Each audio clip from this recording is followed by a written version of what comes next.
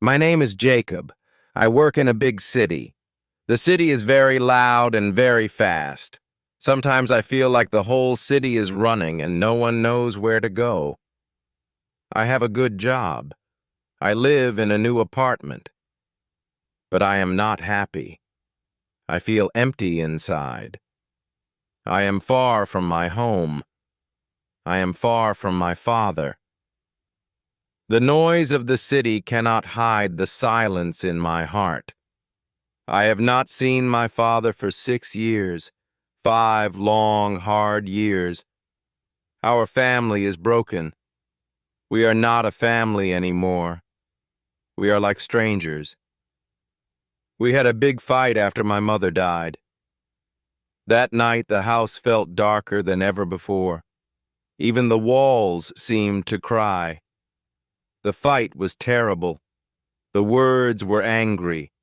The words were full of pain. I left our small town. I went to the big city. My father was very angry.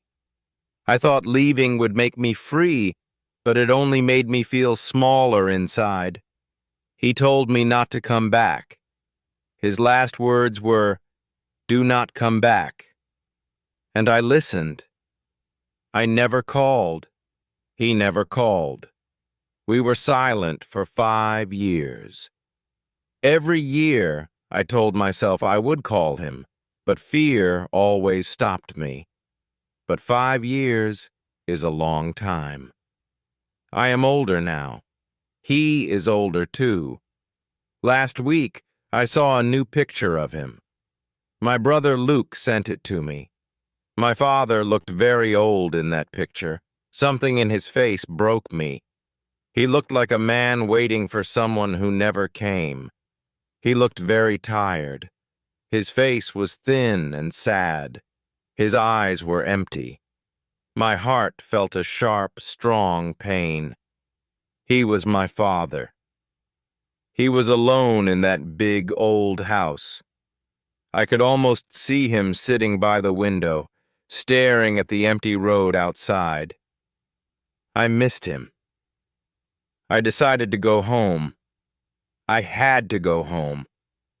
I did not call him. I was scared. Scared he would say no on the phone. I was scared he would hang up. I had to see his face. I got in my car. The night before I left, I could not sleep. I kept seeing his face in my dreams. I put a small bag in the back. I drove for 6 hours. The tall buildings of the city became small. The roads grew quiet. I saw the green trees of my town. My hands were shaking on the steering wheel. The closer I got, the louder my memories became. My stomach felt sick. What was I doing? Was this a bad idea? But something deep inside whispered, "Go home before it's too late." I parked my car on the quiet old street where I once rode my bicycle as a boy. The trees were taller now, and their shadows touched the cracked pavement like soft, tired hands. The wind carried a faint smell of dust and leaves, the smell of forgotten summers. I stood in front of my old house, the place that once held my whole world. The white paint on the walls was peeling away, just like the years that had passed. The garden was wild now, filled with weeds and silence. I could almost see my mother's hands there, planting flowers with her gentle smile.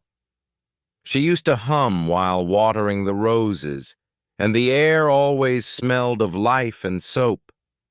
Now it smelled of rain, old wood, and something I couldn't name, maybe sadness.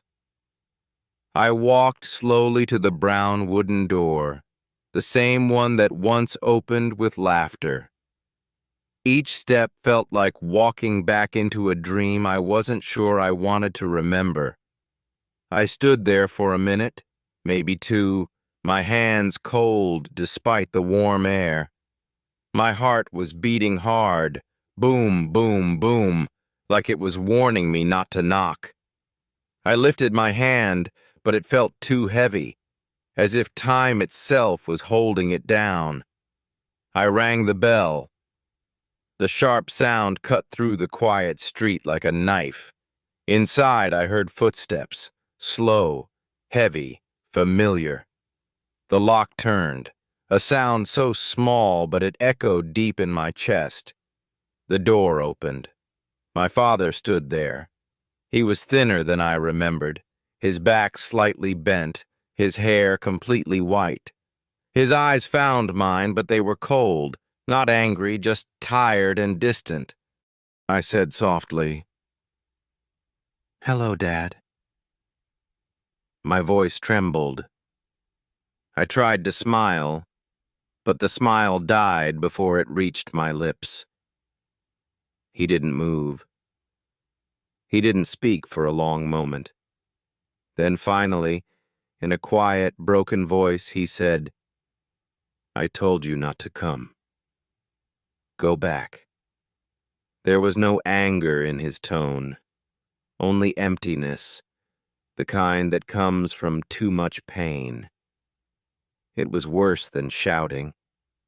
It was a silence that carried years of disappointment and loss.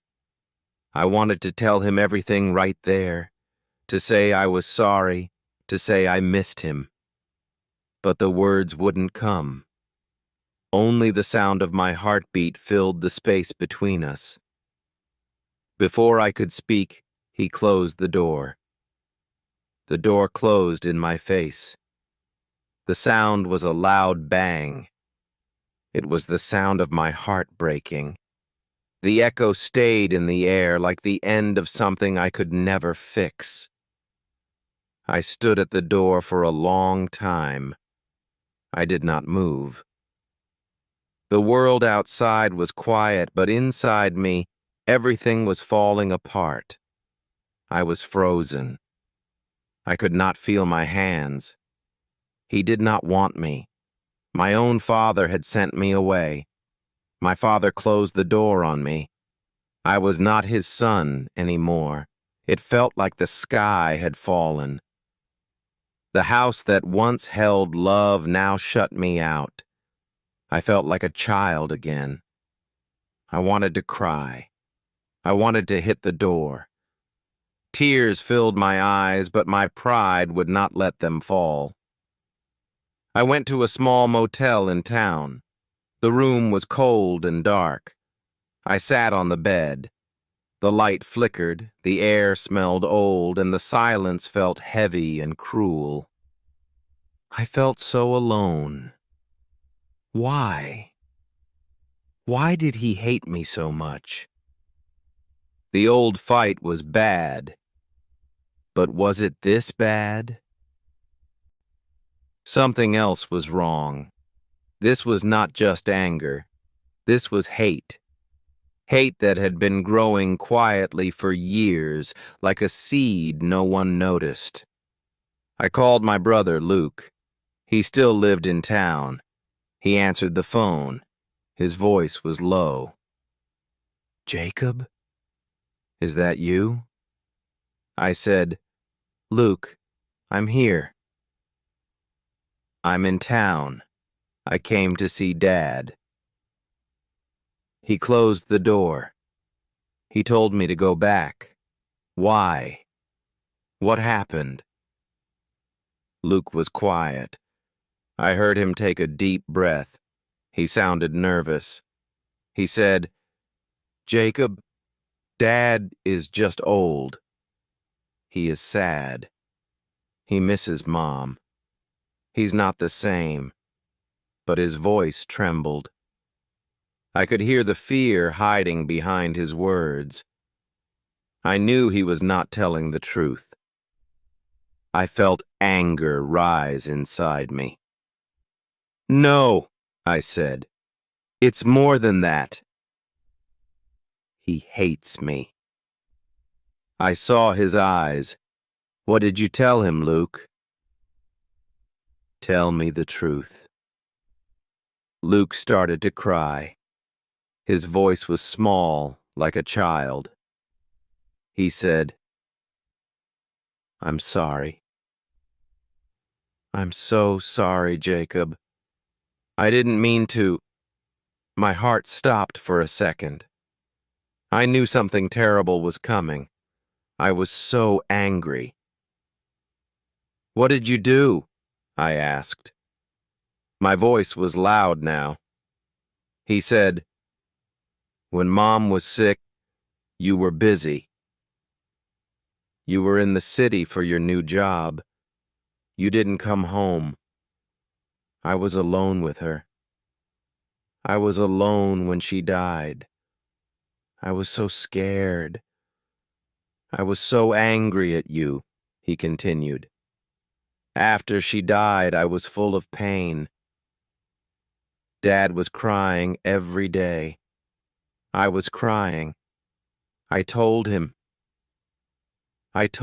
you left her. I told him you didn't care about her. I told him you only cared about your new job." The room started spinning. My brother's words burned through me like fire. That was the lie. The terrible lie that stole 5 years of my life. I told him you never answered her calls. I told him you forgot about her. But I lied, Jacob. I lied because I was hurt and lost. I wanted someone to blame, and I chose you, even though you did nothing wrong. My brother's voice broke into silence. The truth hung between us like a ghost. I sat there in that cold motel room staring at the wall. The light was dim, and the sound of the clock felt louder than my breath. I hung up the phone. My hands were shaking. My chest felt heavy. My throat was dry. It was like the whole world stopped, and I was standing in the middle of it. My brother had told my father that I abandoned my mother, and my father believed him. He hated me for 5 long years because of a terrible, terrible lie. All that time, I thought he had forgotten me. But he was only holding pain. My anger disappeared. It melted away like snow in the morning sun. I wasn't angry at Luke anymore. I just felt a deep, quiet sadness inside. The kind that comes when you see how much love has been lost in silence. Our family was broken. My father was alone in that old house, living with memories. He believed his son was a bad man. My brother was broken too, drowning in guilt and fear for years. We were 3 hearts, all bleeding in different rooms. The lie had built a wall between us, a wall too high for words to climb. But now I knew the truth, and I had to fix it. I couldn't go back to the city. Not yet. Not like this. I had to face my father again. I had to show him that love was still alive even under all that pain. That night, I sat on the bed watching the clock move slowly in the dark. The ticking felt like footsteps walking toward morning. I couldn't sleep. My eyes were open, my mind full of sad thoughts. I imagined his face, his hands, his tired eyes, and wondered if he still missed me. When the sun finally rose, I got dressed. I tied my shoes with shaking hands. Then I heard it, a small beep, a message on my phone. It was from a number I didn't know.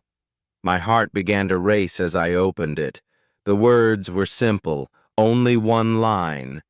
"If you still call me your father." Come for coffee tomorrow, 9 a.m. I read it again and again, my eyes blurring with tears. It was from him. The man who had shut the door in my face was opening another one. My brother must have told him the truth. Luke must have called him last night. Tears rolled down my cheeks. I didn't wipe them away. They weren't tears of anger. They were tears of relief. He saw me again. He remembered I was still his son. He wanted to talk. It was a new beginning. It was hope. Thanks for watching. If you liked this story, please like, comment, share, and subscribe to keep learning with me.